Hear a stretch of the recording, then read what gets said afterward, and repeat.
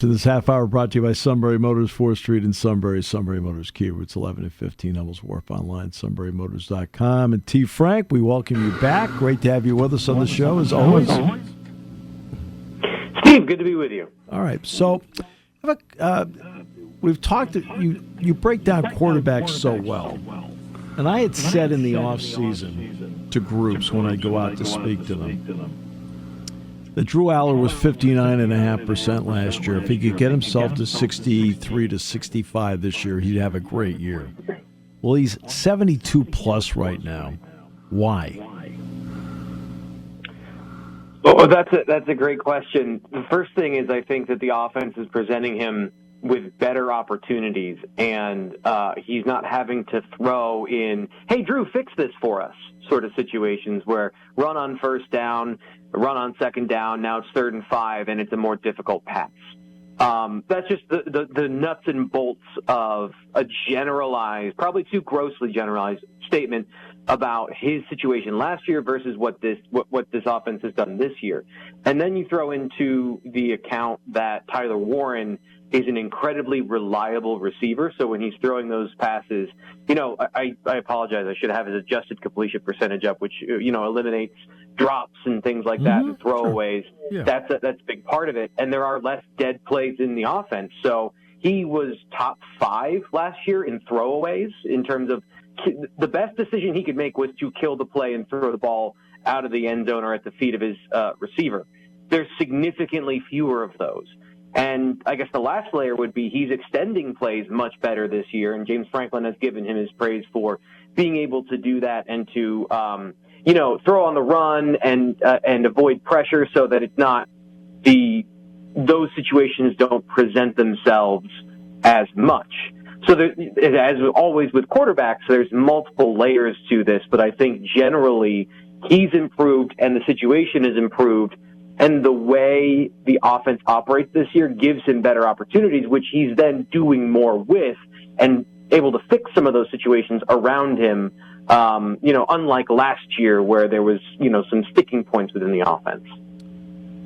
Another element I want to bring up, you said there are fewer dead plays. How much has it helped them that you have 2 running backs that have become proficient at catching the ball and maybe taking what could be a dead play and at least getting something out of it?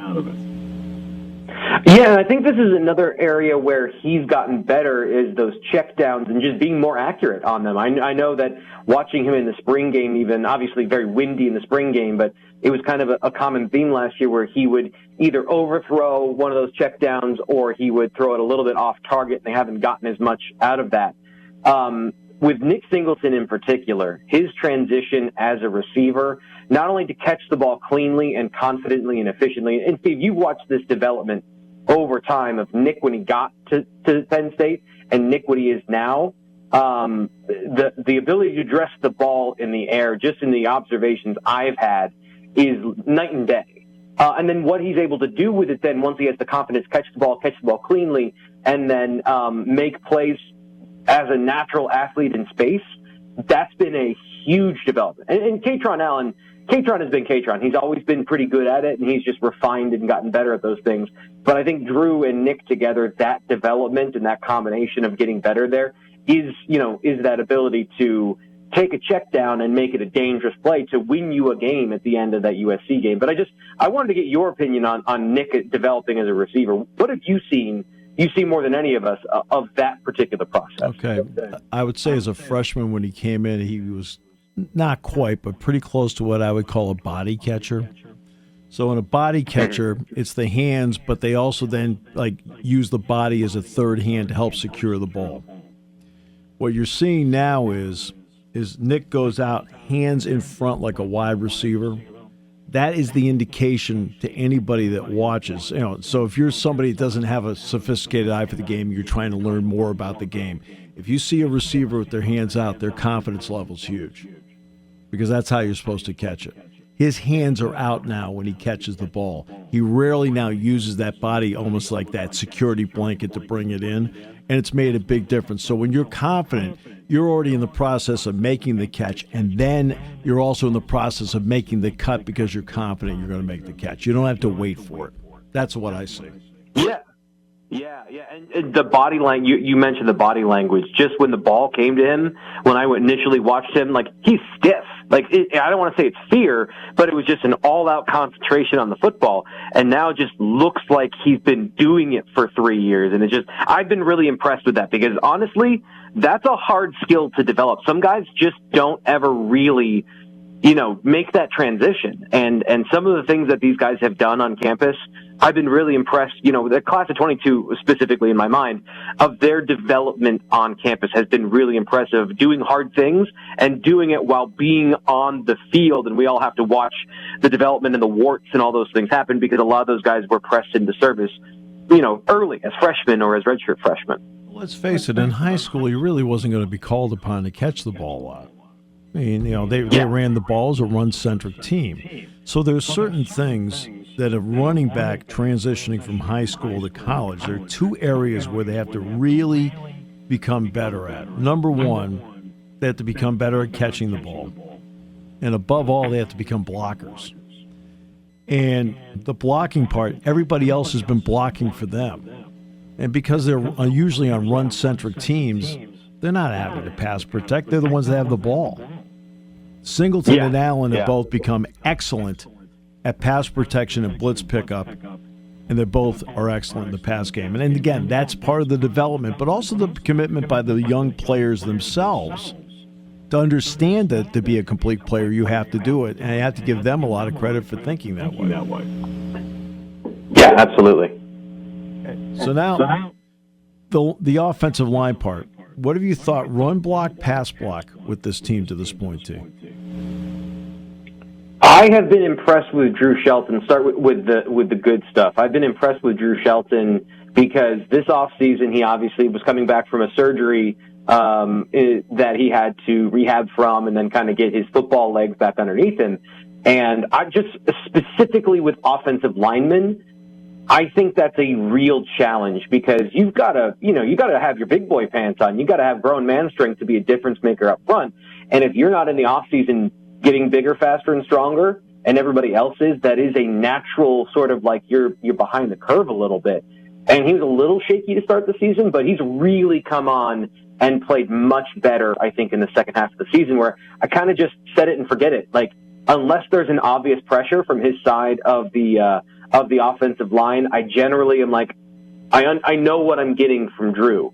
I think there's still some areas where he can develop and be more consistent and be more of a difference maker, but he's definitely helping the offensive line in the run blocking game, specifically. There's just a couple of games where he kind of, maybe it's a mental lapse or something where he lets a guy off the front side and they are part of the tackle.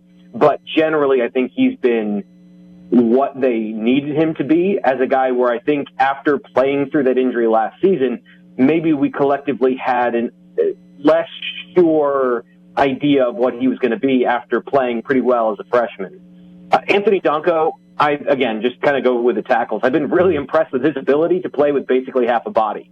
Some of the injuries he sustained, all on, from what I can tell, all on the left side of his body. And to go out there and play the way he did in the Ohio State game and to not give up pressures against a good defensive line, whatever you think of that defensive line, whether you think they're overrated or underrated, they're definitely a very good defensive line.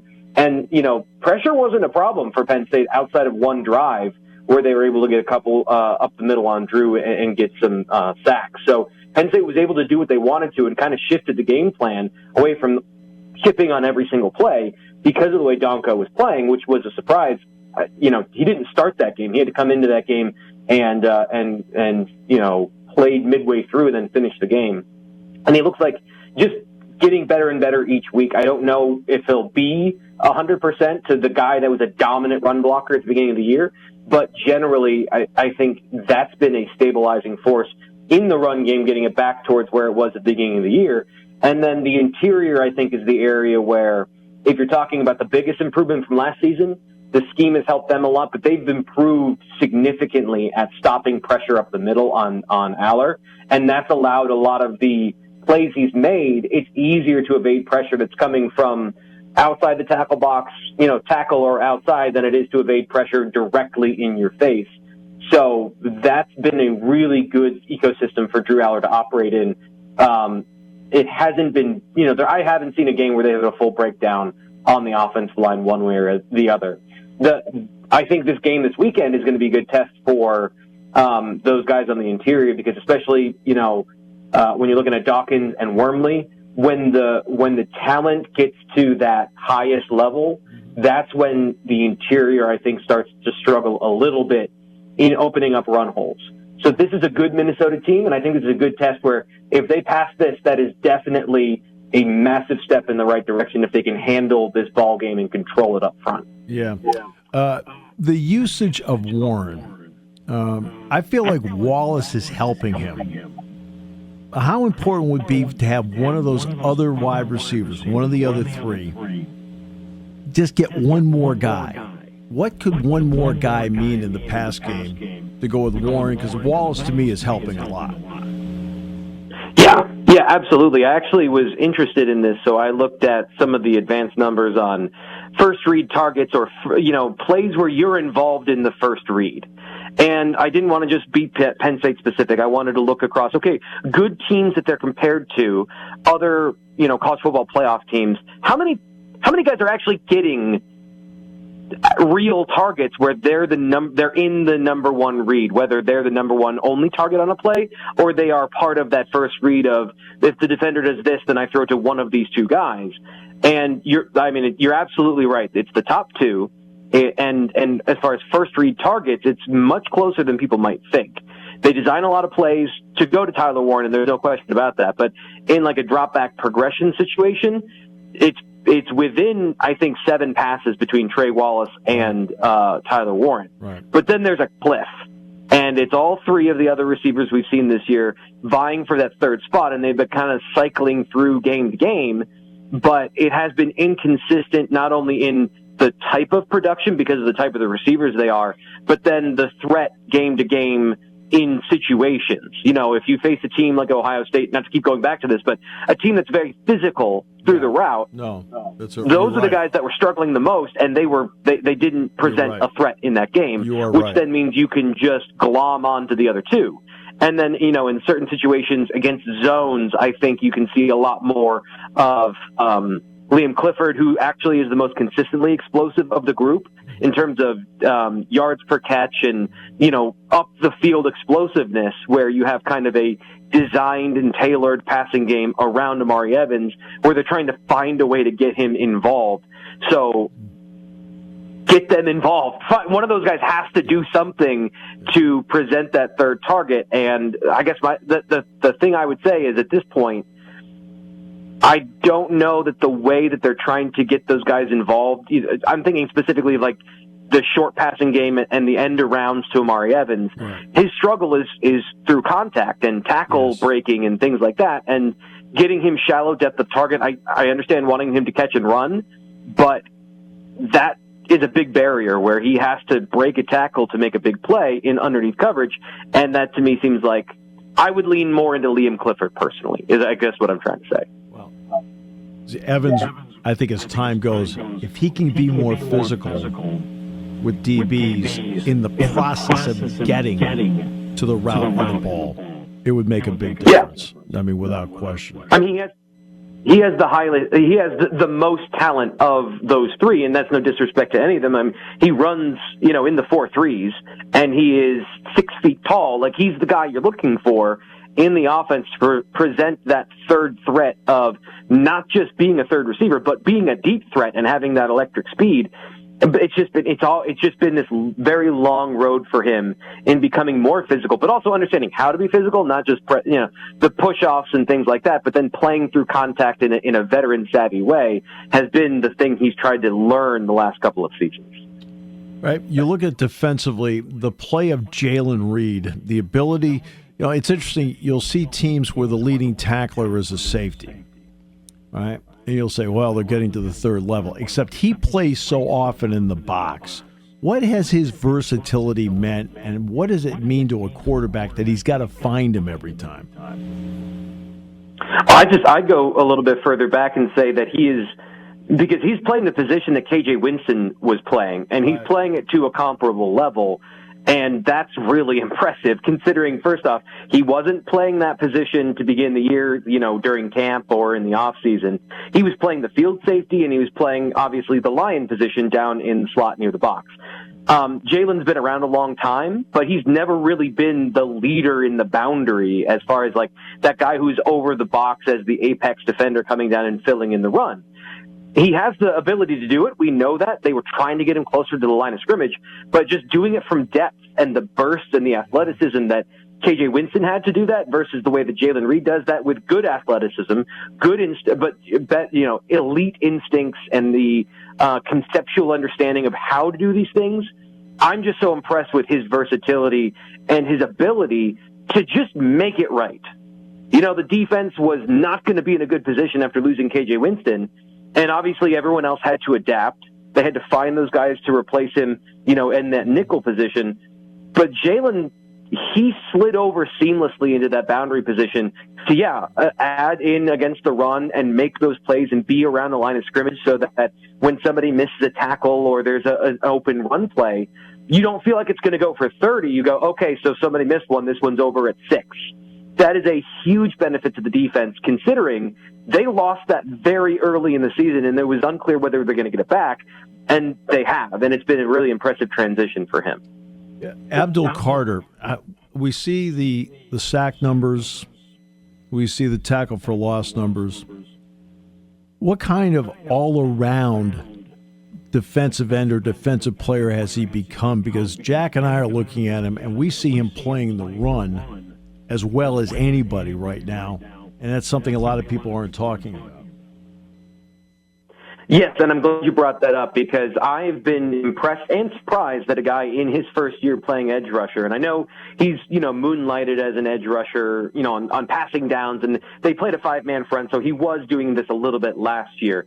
But to go full-time, play that position, and have as complete of a game as he has right now, and honestly, early in the season, was doing a lot of those things, is unbelievably impressive.